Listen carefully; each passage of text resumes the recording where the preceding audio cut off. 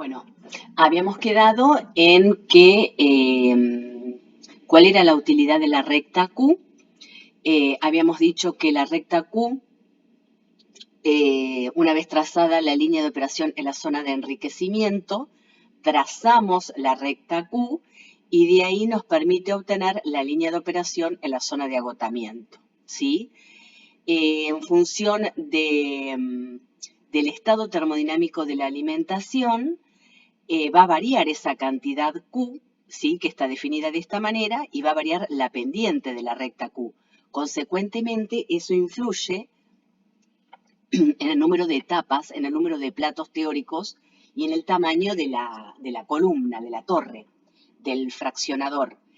Y por otro lado, nos permite determinar cuál es el plato óptimo de alimentación. El plato óptimo es aquel que nos va a dar el menor número de etapas teóricas, ¿no? Que van a conducir a un tamaño de una columna menor. Fíjense que entonces, en función del estado termodinámico de la alimentación, por ejemplo, si la alimentación, como dice acá, es líquido subenfriado, HF va a ser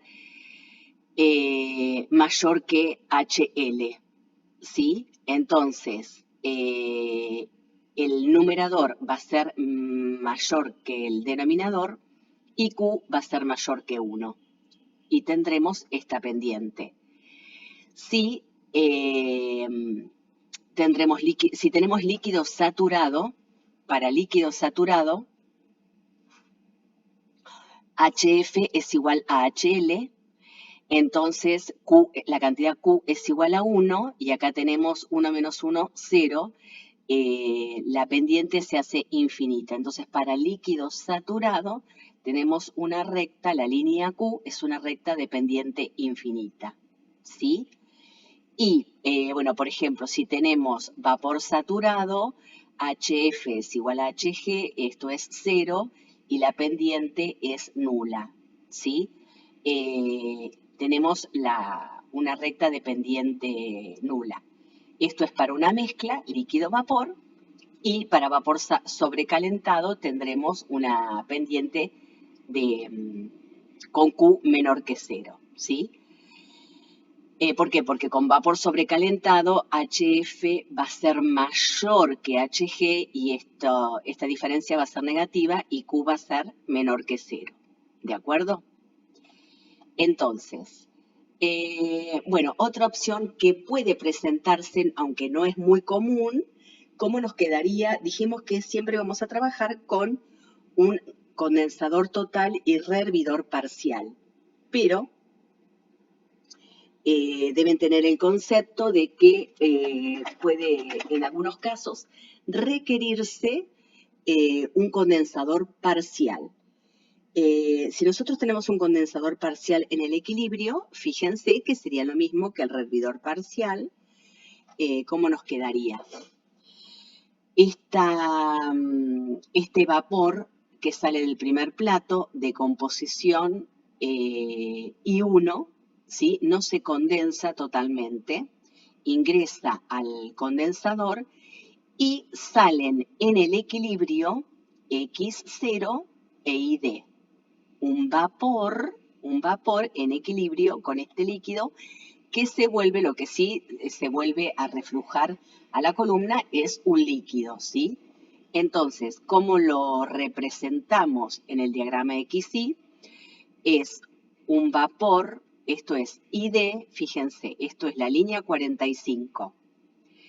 En azul es la recta de operación de la línea de enriquecimiento dependiente L sobre G, que es la relación de reflujo interna. Y vamos a trazar el número de platos. Entonces, el primer plato de composición X0 y D se corresponde con el condensador parcial en el equilibrio. Y luego empezamos a contar el número de etapas. Sería I1 en equilibrio con X1, I1 en operación con X0. ¿Sí? ¿Por qué decimos que rara vez se aplican condensadores parciales en el equilibrio? Bueno, cuando resulta es muy elevada la presión que se requiere para condensar totalmente ese vapor G1 que sale en el primer plato a temperaturas razonables del condensador. Entonces, cuando es muy elevada la presión que se requiere, es muy costoso, se torna muy costoso la operación y se tiene un condensador parcial. En la práctica rara vez se llega al equilibrio, pero bueno, sí el rendidor parcial alcanza el equilibrio. Vamos con la localización del plato de alimentación.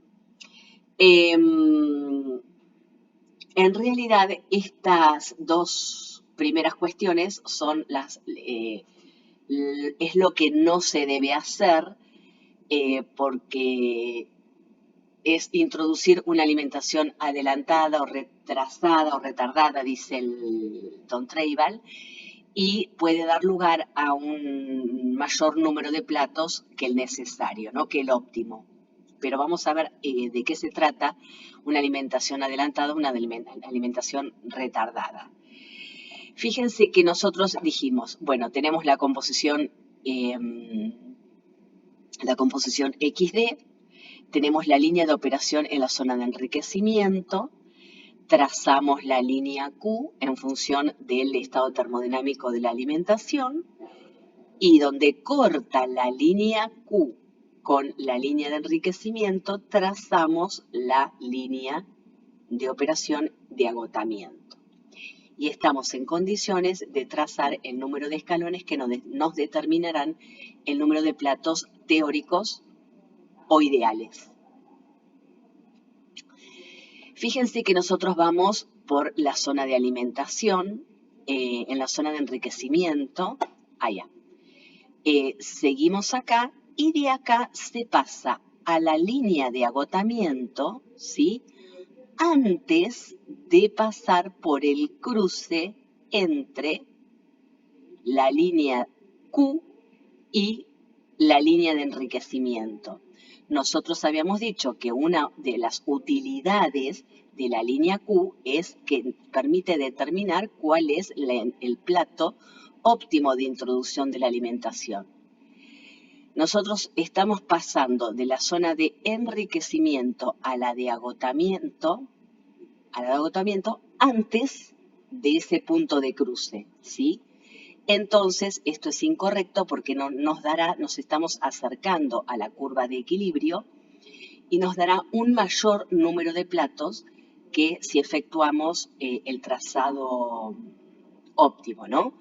Esto sería una alimentación adelantada porque nos vamos de la zona de enriquecimiento a la zona de agotamiento antes del punto de cruce. Fíjense acá.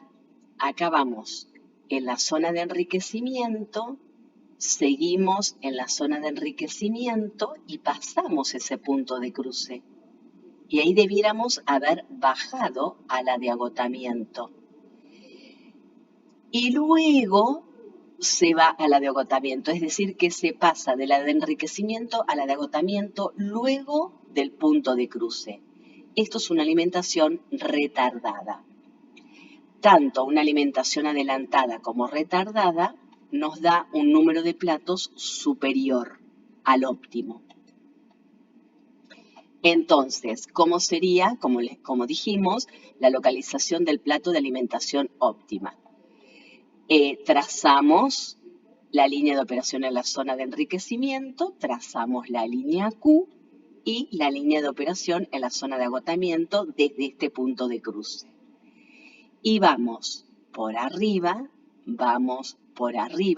quiero decir en la zona de enriquecimiento y fíjense dónde, ahí vamos una etapa, dos etapas y en la etapa 3, fíjense, se da el cruce entre la línea Q y la línea de enriquecimiento. Entonces, la introducción ahí ya paso a la zona de agotamiento. El escalón lo trazo hasta abajo. Y después sigo abajo, seguimos en la zona de agotamiento. Teniendo en cuenta que si esto es un rehervidor parcial, ojo que este escalón corresponde al rehervidor parcial. Entonces, esta columna, ¿cuántos platos tiene? Tiene 1, 2, 3, 4 platos teóricos o ideales, ¿sí? Porque este escalón corresponde al rehervidor parcial. Le tenemos que restar 1 del rehervidor parcial. Y decimos entonces que el plato de alimentación se introduce, es el plato 1, 2, 3, es el plato 3. Entonces la alimentación, si es líquido, líquido saturado o líquido subenfriado, se introduce por encima del plato, por encima del plato 3, porque los líquidos se introducen por encima. Si es vapor, la alimentación se va a introducir por debajo del plato 3, porque los vapores ascienden, ¿sí? Y si es una mezcla, bueno, la parte líquida se introduce por encima del plato 3 y la parte vapor por debajo del plato 3. ¿De acuerdo? Bueno, vamos a hablar de condiciones límites de operación. ¿Se acuerdan que nosotros habíamos hablado cuando hablábamos de extracción sólido-líquido, líquido-líquido o de absorción, hablábamos de el L sobre G máximo o mínimo, ¿no? ¿Cuál era la máxima cantidad o mínima de solvente que podríamos utilizar? Lo mismo, ¿cuáles son las condiciones límites de operación para destilación? Acá nos centramos en el parámetro de la relación de reflujo, en L0 sobre D. Entonces, fíjense que la relación de reflujo es generalmente un parámetro de diseño que se conoce y que nos permite determinar la pendiente de la línea de operación en la zona de enriquecimiento. Entonces, en el reflujo total, ¿qué indica reflujo total? Reflujo total quiere decir que todo el destilado se vuelve a la columna. Acá tengo un llamadito para hacer esto. Reflujo total indicaría que todo este destilado, o sea, digamos, todo el vapor que se condensa en el primer plato se vuelve a la columna, ¿sí? Como reflujo. Eso es reflujo total. Todo este vapor del primer plato se condensa, se vuelve a la columna y D es 0. De la misma manera, el líquido que sale del último plato se ingresa al rehervidor, ¿sí?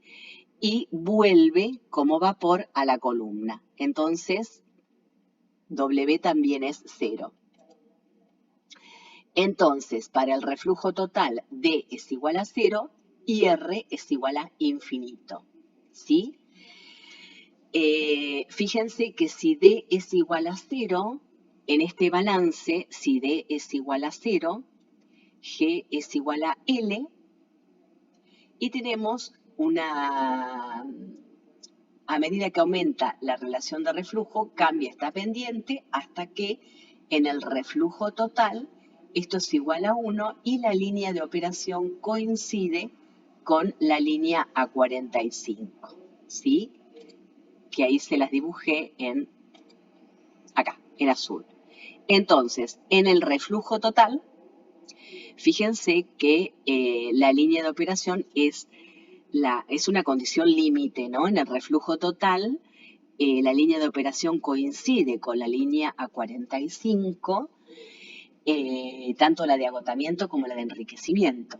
Tendremos las máximas fuerzas, las fuerzas impulsoras serán máximas y el número de platos es el mínimo, ¿sí?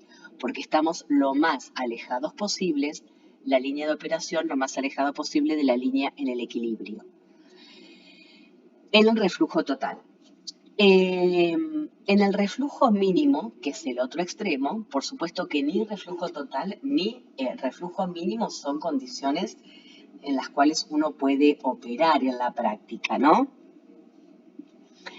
En el reflujo mínimo, la relación de reflujo mínima, como decíamos siempre, es la relación máxima de todas las que me darán un número infinito de etapas, ¿sí? De todas las que me dan un número infinito de etapas es la máxima. Entonces, fíjense que en este caso, a medida que nos acercamos en esta zona, tenemos una zona donde un punto de operación se coincide con el punto de equilibrio y se requiere entonces una torre infinitamente elevada, ¿de acuerdo? Para alcanzar esta separación. En el método de McKay-Vettil, ¿cómo determinamos el reflujo mínimo? El reflujo mínimo estará determinado si la línea en el equilibrio, como en el caso de la mayoría de los sistemas, la línea en el equilibrio es cóncava hacia abajo, así en todas sus partes,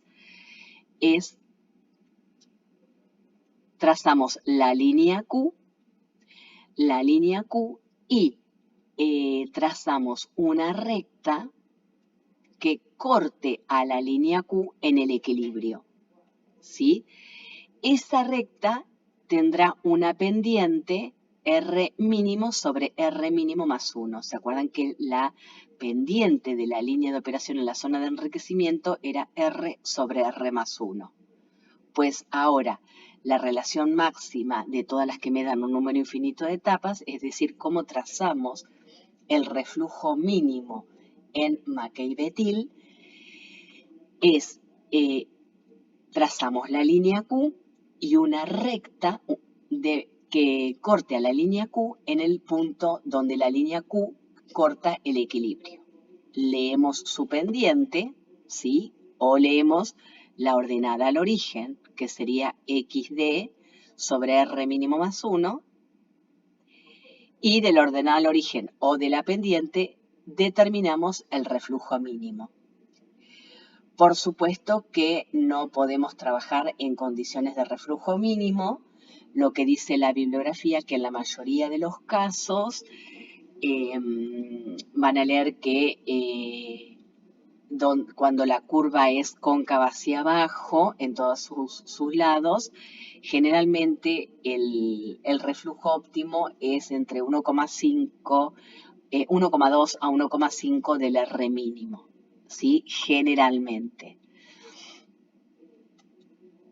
Bien, bueno, y algunos casos especiales, ¿no? En este caso sí, tenemos una concavidad hacia abajo en todos los extremos, entonces el reflujo mínimo lo determinamos por este punto de intersección de la línea Q con la de equilibrio. Leemos la pendiente de esta recta o la ordenada al origen y leemos el R mínimo. Sí tenemos en este caso, en algunos sistemas, como existe una concavidad hacia arriba, en el caso de etanol agua, tienen una concavidad hacia arriba, entonces la línea que es tangente a la línea de equilibrio, en el punto P, la condición de tangente se da en el punto P, bueno, trazamos una recta que se haga tangente a la línea de equilibrio y se lee la pendiente de esa recta o la ordenada al origen. Y si la concavidad la tenemos de este lado, bueno, la tangente, trazamos una tangente en esta zona, ¿sí?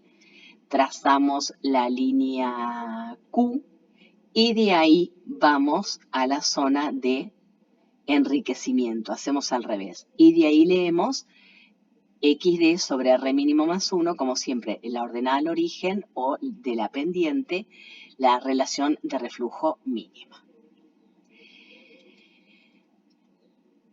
Bueno, como les dije, generalmente dicen, nosotros sabemos que, bueno, como dice el primer párrafo, la relación de reflujo de operación va a estar situada entre el límite del reflujo mínimo y el reflujo total. no son condiciones operativas viables, ¿no? Pero para seleccionar el valor apropiado, fíjense, se requiere un balance económico entre costos fijos y los costos operativos. Eso es lo que quiere indicar este diagrama. Fíjense que en la relación de reflujo mínima, ¿sí? Tenemos costos, supónganse costo anual, versus relación de reflujo. Acá tenemos la relación de reflujo mínima y acá aumenta la relación de reflujo. Entonces, en la relación de reflujo mínima, fíjense que tenemos por qué vienen los costos fijos se hacen infinitos. Porque tenemos en la mínima relación de reflujo, tenemos el número de platos se hace infinito, ¿sí? Y se requiere una torre, costos fijos, una torre infinitamente elevada, ¿sí?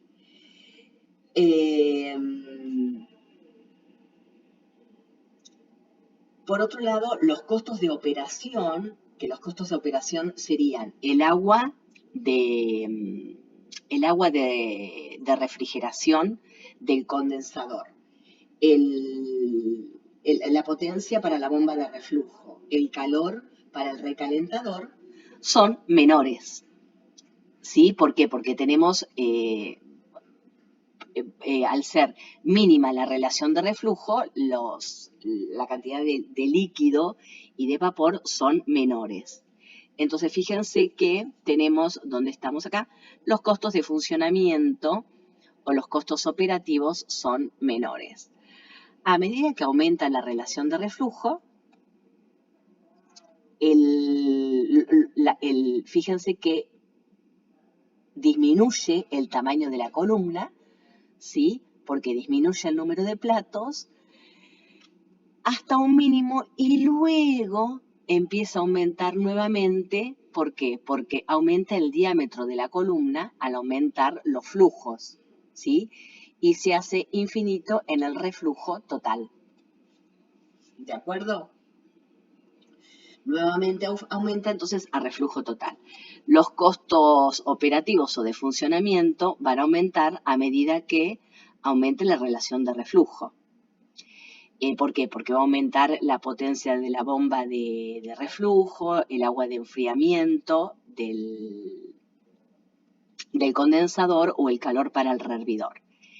Y aquí tendremos entonces de la suma de los costos operativos y de los costos fijos, nos va a dar una relación óptima de reflujo. Bien, esto es una condición particular que nosotros sabemos que generalmente aplicamos calor en una columna de destilación mediante el empleo de un rehervidor, ¿sí? Un intercambiador de calor. Pero, ¿qué ocurre cuando nosotros fraccionamos una solución acuosa, supónganse, donde el soluto no acuoso se obtiene como destilado, el no acuoso como destilado, y en la parte inferior de la columna el agua se elimina como producto residual, ¿no? Entonces ahí se puede prescindir del rehervidor y se reingresa vapor vivo. Por eso, fíjense que acá no hay a ver si podemos comparar, bueno, no hay un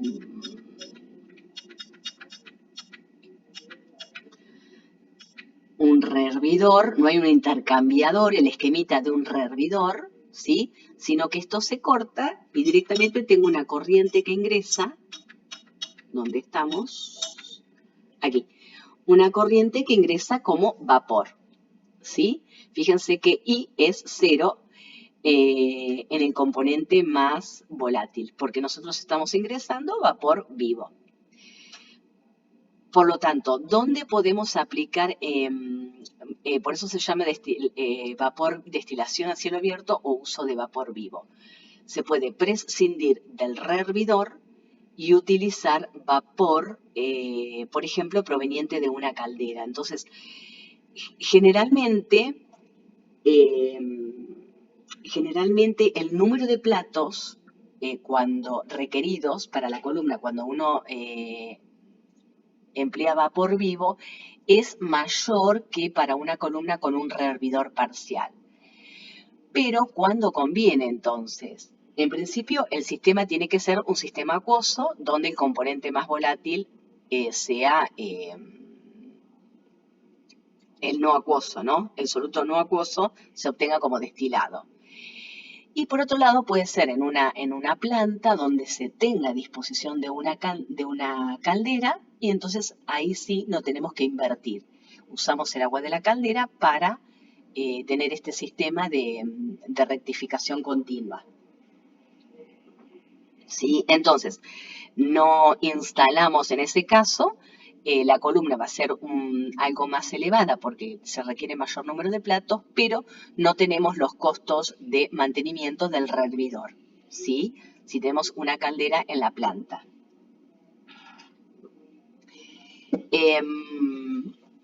¿Cómo sería? Nos quedaría el balance y gráficamente la determinación del número de platos teóricos para la altura de la columna. Recuérdense que nosotros teníamos un escalón que ese escalón se correspondía con el rehervidor parcial. Ahora ya no lo tenemos. Pero de todos modos, en la parte superior de la columna, ¿sí? La alimentación y la zona de enriquecimiento no presentan cambios.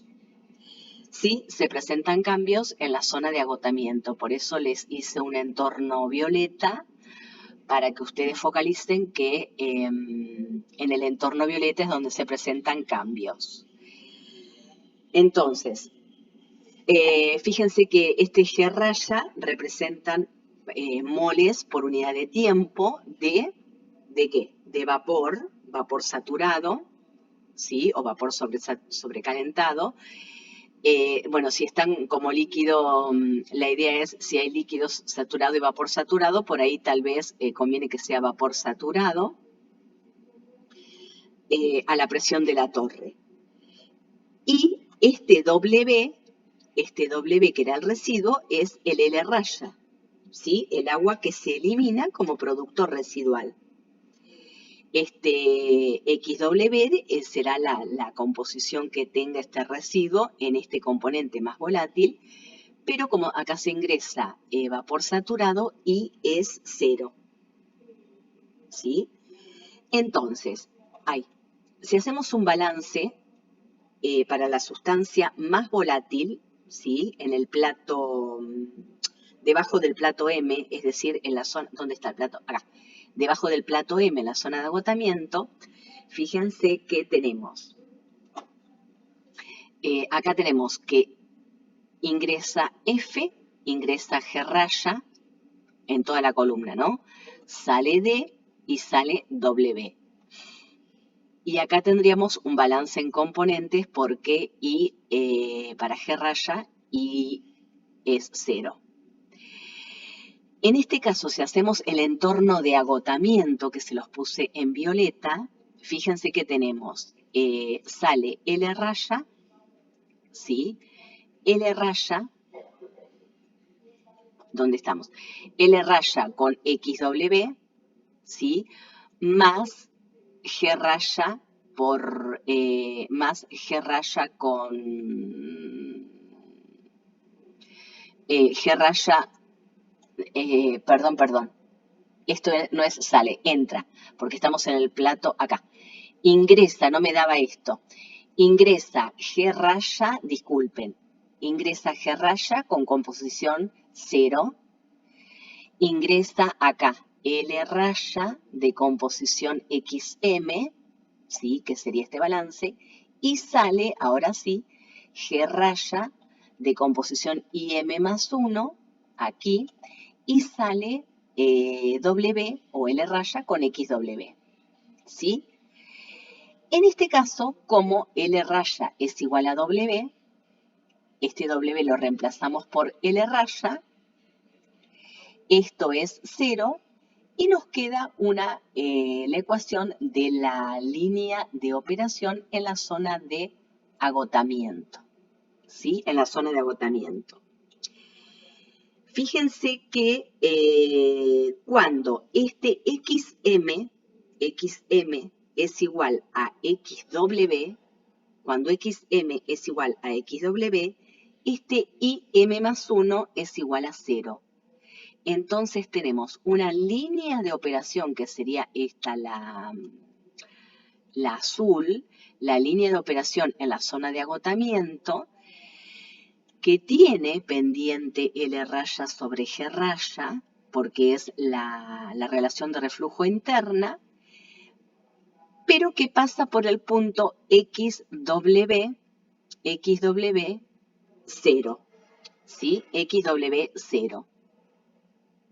Entonces, fíjense que cuando trazamos el número de platos, esta es la línea 45, esta es la línea 45, y yo estoy por debajo de la línea 45, porque yo siempre me tengo que ir para trazar el número de platos entre operación, ay, se me fue el mouse, operación, equilibrio, operación, equilibrio, operación, equilibrio, ¿sí?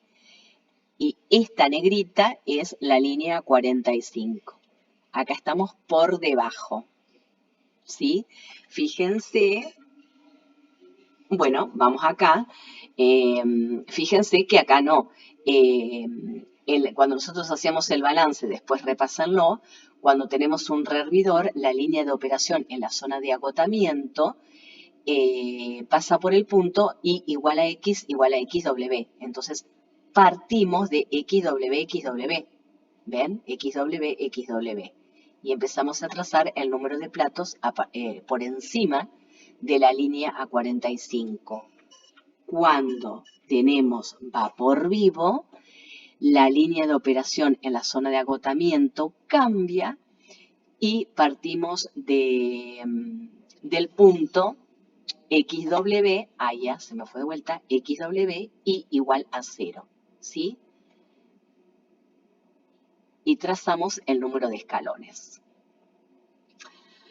Fíjense que, bueno, acá esta es la línea de operación en la zona de agotamiento que corta con la recta Q, ¿sí? Y luego trazamos la de enriquecimiento. Cuando tenemos vapor vivo me conviene empezar desde abajo a contar los escalones, ¿sí? Bueno, y creo que tienen un ejercicio de corrientes laterales. Acá se corrió un poquito. En el caso de corrientes laterales también puede ocurrir que a veces se quiera extraer una corriente. Es muy difícil. En el caso sobre todo de hidrocarburos o de sistemas, cuando se tienen sistemas asociados con petróleo, ¿no? Puede ocurrir que uno quiere obtener una determinada composición de una mezcla que no surge de mezclar la alimentación y alguna salida, ¿no? Entonces, bueno, yo quiero una composición determinada XS. Entonces, bueno, extraemos en un determinado plato una corriente lateral XS, S, se le llama S. Fíjense que no es arbitrario, preferentemente la corriente que se va a extraer va a ser la corriente líquida, porque es más fácil manipular líquidos que vapores, ¿no? Entonces se extrae una corriente S de composición XS. Entonces, ¿qué nos cambiaría? Bueno, fíjense que se acuerdan que nosotros habíamos dicho que tenemos flujo equimolar, me quiero acomodar, perdón, flujo equimolar, o sea, rectas de determinada pendiente entre puntos de adición o eliminación de corrientes. Bueno, acá estamos hablando de adición y eliminación de corriente. Entonces, vamos a tener una pendiente en la zona desde XD hasta la corriente que se extrae, cambia la pendiente y luego tenemos la zona de agotamiento. Tenemos otra pendiente. La pendiente de la línea de enriquecimiento es L sobre G. La de agotamiento es L raya sobre G raya. Y bueno, acá lo que cambia es, dijimos que vamos a extraer un líquido, ¿sí? Una corriente líquida. Entonces se le llama L'. Existe entonces un cambio de la pendiente, cambio en el flujo del líquido. Y fíjense que eso se calcula con un balance directamente. ¿Por qué? Porque L, ingresa L, sale S y sale L', ¿sí? Entonces, L' es L menos S, ¿sí? L' es L menos S. Ah, está escrito acá. Y el denominador es el mismo. Entonces, calculamos L' y fíjense que la línea Q, sabiendo la composición, yo tengo ahora, como no, tengo dos líneas que me determinan. Ahora sí sería una zona de enriquecimiento, una zona intermedia y una zona de agotamiento. Pero son de pendiente infinita, ¿por qué? Porque salen ambas como, evidentemente, bueno, acá tenemos una alimentación que ingresa, acá, F. F ingresa como líquido saturado. Entonces, HF es igual a HL. Y Q es 1 y la pendiente es infinita. Acá también, esa corriente líquida se extrae de la columna. Tenemos vapores y líquidos saturados, ¿sí? Vapor en su punto de rocío, líquidos en su punto de burbuja. Entonces, S me dará, es un líquido saturado y me dará una recta de pendiente infinita, ¿sí? Porque la cantidad Q es igual a 1. Espero que me hayan entendido y si no vuelven a la transparencia, ahí donde estoy, esta. Acá, ¿sí? Estábamos con, fíjense, B, líquido saturado. ¿Por qué? Porque HF es igual a HL, Q es igual a 1 y la pendiente, porque tenemos 1 sobre 0, la pendiente se hace infinita, ¿sí? Entonces, para líquidos saturados tenemos rectas de pendiente infinita. Bien. Y nos queda, bien, trazado el número de etapas ideales, nos queda hablar del número de etapas reales. En definitiva, de cuántos platos, cuál es la cantidad de platos que vamos a tener que, en un diseño de una torre de platos, cuál es la cantidad de platos que vamos a tener que comprar, en definitiva. ¿Qué ocurre? Que en la práctica rara vez, habíamos dicho que si bien se alcanzan condiciones cercanas a la idealidad, no existe el concepto de plato teórico o ideal, ¿sí? Entonces, de alguna manera tenemos que, nosotros calculamos con el sistema que tenemos y los datos de equilibrio y el método apropiado, el número de etapas ideales. Y con el concepto de eficacia, el número de etapas reales, ¿sí? O el número de platos reales que tenemos que comprar. Entonces, fíjense que, bueno, como siempre, el concepto de eficacia es el número de platos ideales, el cociente entre el número de platos ideales y el número de platos reales, ¿sí? Entonces, si a mí me dio, supónganse, 2,5, el número de platos ideales, la aclaración que quiero hacer es, el número de platos ideales, voy a hacer una cuenta. El número de platos ideales es siempre puede ser con fracción, ¿no? Porque estamos hablando de platos ideales. Pero el número de platos reales siempre debemos aproximar al número superior, al entero más próximo, ¿no? Al entero superior próximo. Por ejemplo, si nosotros tenemos, no sé, a ver, 15,3 platos ideales. Esto puede ir con fracción. Tenemos número de platos ideales 15,3 y una eficiencia del 60%, lo divido por 0,6, me da 25,5 platos. En realidad, el número de platos reales va a ser 26, ¿sí? Para poder alcanzar la separación deseada.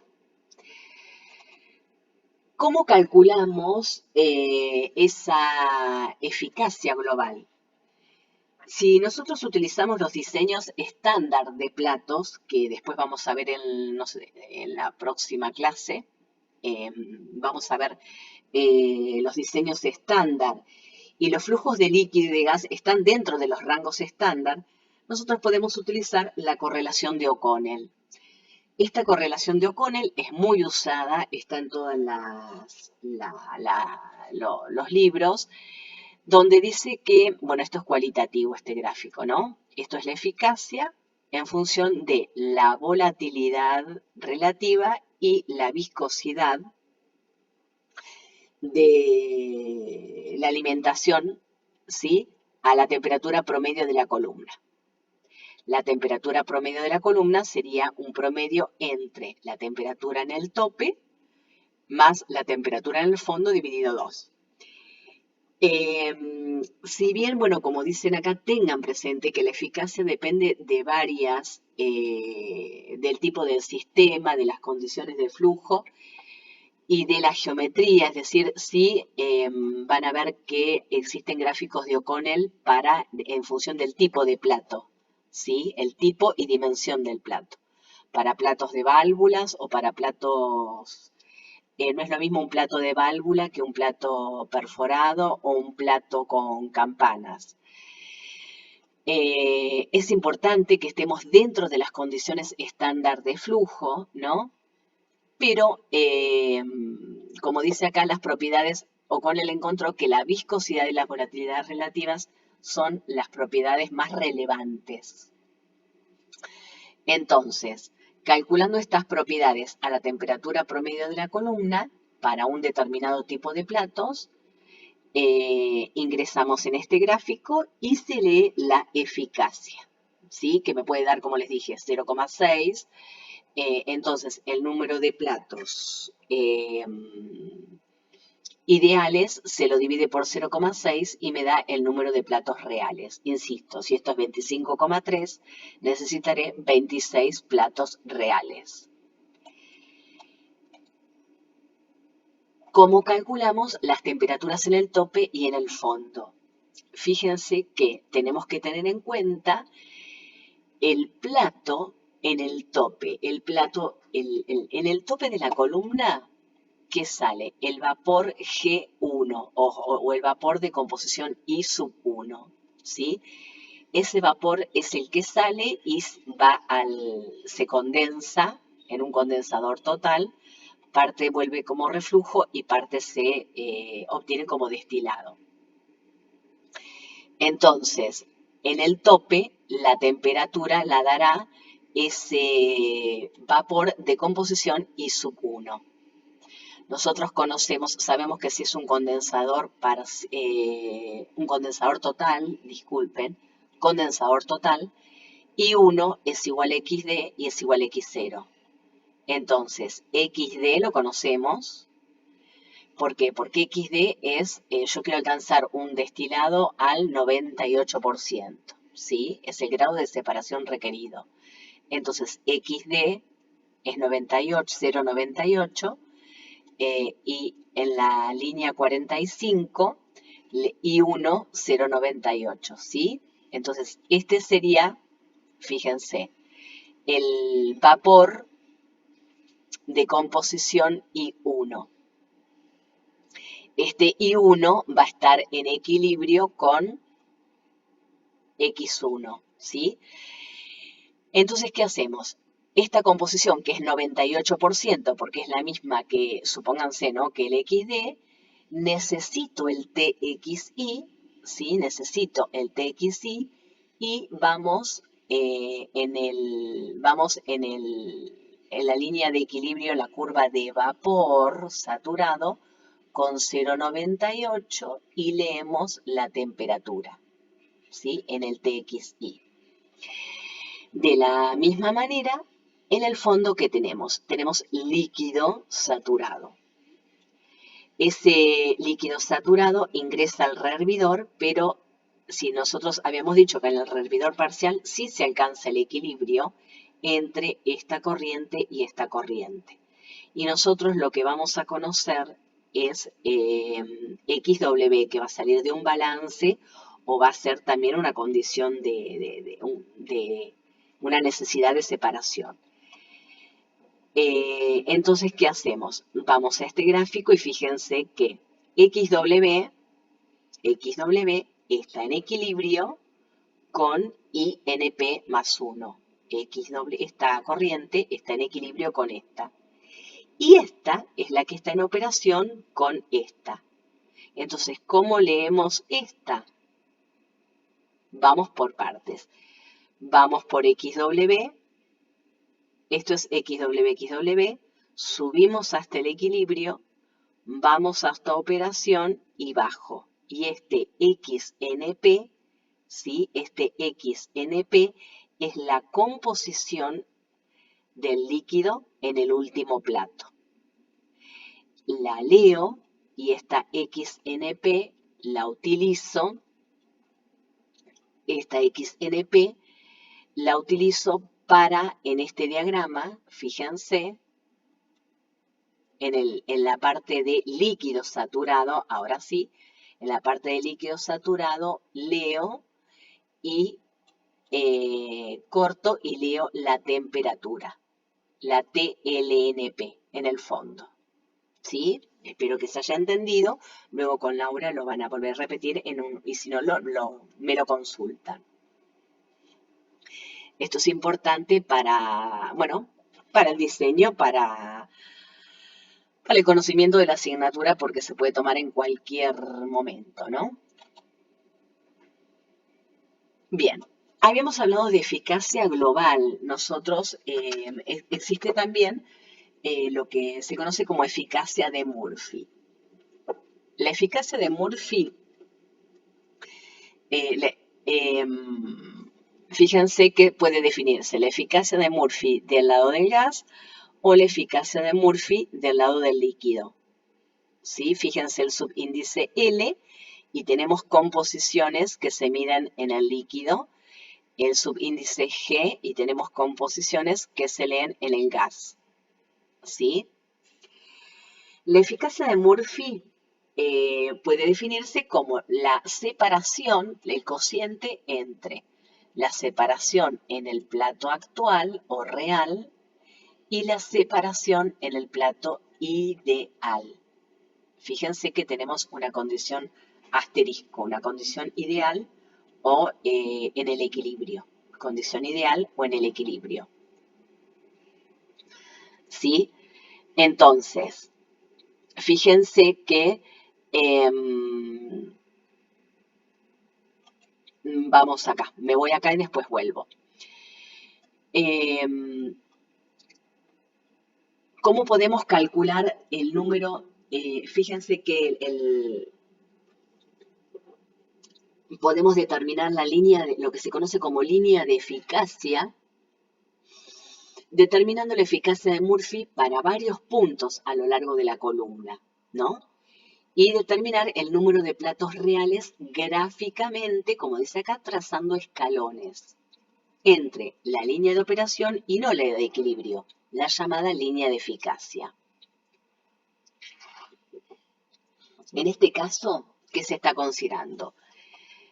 Que como esto es plato a plato, fíjense que nosotros estamos diciendo, la eficacia de Murphy es el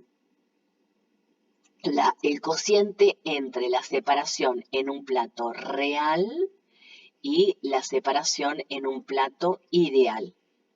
Fíjense que el plato ideal sería la línea PN. PN, supónganse, esto es azul es operación, siempre rojo es equilibrio. Esto, no se confundan, está así porque lo dije a propósito, porque se aplica para cualquier operación. Esto es para, fíjense, absorción. Tenemos una línea de operación por encima de la línea de equilibrio. Y para destilación, acá tendremos la curva de operación, la línea de eficacia y la curva de equilibrio, pero el concepto es el mismo. El escalón ideal de operación a equilibrio es este, IN asterisco y N más 1, la diferencia es la separación ideal, ¿sí? Y esta IN y N más 1 es la separación en un plato real. Entonces, vamos acá atrás. Supongamos que la eficacia de Murphy del lado del gas me dicen que es 0,5, ¿no? Y la hacemos constante en toda la columna. Entonces, del lado de las I, trazamos segmentos al azar, trazamos líneas, ¿sí? Esta línea de operación equilibrio, operación equilibrio, operación equilibrio, tanto para absorción como para cualquier operación, ¿no? Trazamos operación equilibrio, trazamos líneas líneas verticales, y si esto es 0,5, bueno, de este segmento lo mido y tomamos 0,5. Y esto es un puntito, la línea violeta. Vuelvo a trazar operación equilibrio y esto es, lo mido 0,5 y trazo este otro punto, PR.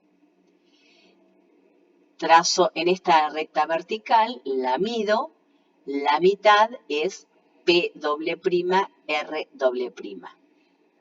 ¿Sí? Entonces, fíjense que es PR sobre PN o P'R' sobre P'N'. Esto es, una vez que trazamos puntos a la mitad de las verticales, porque estamos midiendo en el eje de las I, ¿sí? Unimos esos puntos, como dice acá, donde estamos, unimos esos puntos, R', R', R', y esta es la línea de eficacia. Una vez que tenemos la línea de eficacia, trazamos, como siempre, operación, equilibrio, lo que pasa es que ahora no vamos al equilibrio real, sino hasta la línea de eficacia.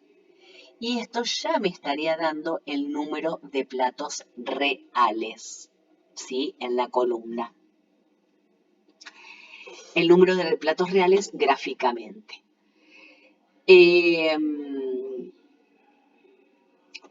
Fíjense que otra cuestión que les quería decir, esto es, para que vayamos, esto es I sub n más 1 menos I sub n, es la separación en el plato actual, y esto es la separación en el plato ideal. Yo quería mostrarles acá la definición, ¿no? Sería en el plato N, ¿sí? Este sería el plato N, sale I sub n, la diferencia entre I sub n e I sub n más 1 es la separación en el plato real. I sub n asterisco es en el plato ideal, ¿sí? Entonces, ¿por qué dice acá que la eficacia de Murphy puede llegar a ser mayor que 1. ¿En qué casos la eficacia de Murphy puede llegar a ser mayor que la unidad? En el caso de columnas de gran diámetro. ¿Por qué?